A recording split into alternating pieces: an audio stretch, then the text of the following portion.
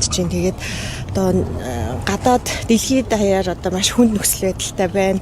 Шийдэх асуудлууд маш их байна. Тийм учраас улсын хурал бол ажиллах хэрэгтэй. Татвар төлөгчдөөс цалинжиж байгаа. Тэгээд энэ ч одоо ард түмний мандат аваад сонгогдсон байна. Бидэрт 4 жил гэдэг л хугацаа байна уу гэхээс одоо өөр амралт байж болохгүй. Тийм учраас ажиллах хэрэгтэй л гэж бодож байгаа. Хурлын товыг намын дарга зарласан уу, эрхэм нэрэмжээр зарласан уу?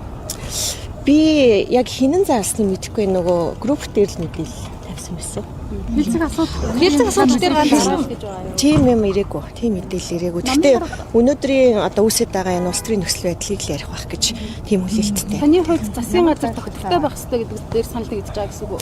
Тийм одоо хүнд хэцүү нөхцөл байдал үүсчээ дэлхийд дахин те дайнд ажинтай шатхууны үнийн өсөлтгээд ийм үед бол одоо шин сайд нар ирээд ажилтайгаа танилцсан гэж бас нэг хэсэг хугацаа болно те. Тийм учраас тогтвортой ажиллах хэрэгтэй л гэж бодож байна. За баярлалаа.